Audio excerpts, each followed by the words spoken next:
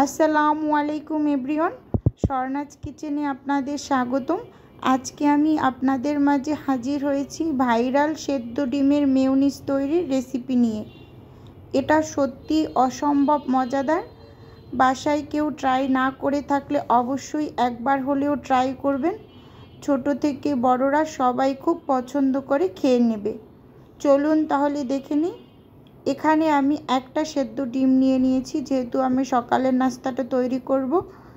আর এখানে 1/4 কাপ তেল নিয়ে নিলাম, 1 টেবিল চামচ চিনি, 1 টেবিল চামচ গুঁড়ো দুধ আর 1 টেবিল চামচ লেবুর রস। এখানে আমি 1/2 চামচ কালো গোলমরিচের গুঁড়ো নিয়েছি, 1 টুকরো রসুন নিয়ে নিলাম। রসুনটাকে এখন কুচি করে একটু কেটে নেব। আপনারা যদি বাচ্চাদের নাস্তার জন্য এই মেয়োনিজটা বাসায় তৈরি করে সংরক্ষণ করতে চান, তাহলে অবশ্যই রসুনটা স্কিপ করবেন। রসুনের একটা স্ট্রং ফ্লেভার আছে, এটা বাচ্চারা পছন্দ করে না, কিন্তু বড়দের জন্য রসুনটা বেশ উপকারী। এখন রসুনটা কুচি করে নিলাম। ডিমটাকে একটু টুকরো করে নেব, যাতে ব্লেন্ড করতে সুবিধে হয়। 4 টুকরো করে নিলাম। এখন আমি এখানে একটা ব্লেন্ডারে ছোট জার নিয়ে নিলাম। এর ভিতরে ডিমের টুকরোগুলো এক এক করে দিয়ে দেব। এখন কুচি করা রসুন দিয়ে দিলাম। এর ভিতর 1 টেবিল চামচ লেবুর রস দিয়ে দিলাম, 1 টেবিল চামচ গুঁড়ো দুধ, আর দিয়ে দেব 1/2 চামচ কালো গোলমরিচের গুঁড়ো,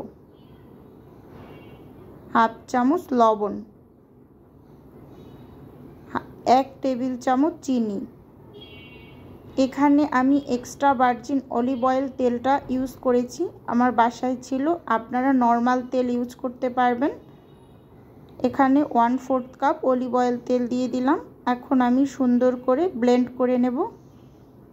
দেখুন কি চমৎকার একটা কালার এসেছে এবং খুব সুন্দরভাবে মেয়োনিজটা রেডি হয়ে গিয়েছে। এখন একটু সার্ভ করে দেখাচ্ছি।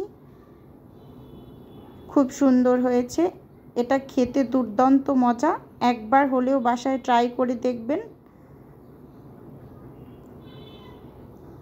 এটা আমি সকালের নাস্তার জন্য তৈরি করেছিলাম, সেজন্য পাউরুটিতে একটু আপনাদের লাগিয়ে দেখাচ্ছি যে এটার ঘনত্বটা কতটা পারফেক্ট হয়েছে। কালো গোলমরিচটা দেওয়ার কারণে খুব সুন্দরভাবে এটা মেল্ট হয়ে গিয়েছে এর সাথে, আর খেতে অসম্ভব মজাদার হয়েছে। আজকের ভিডিও এ পর্যন্তই। দেখা হবে অন্য কোনো ভিডিওতে। সে পর্যন্ত ভালো থাকবেন।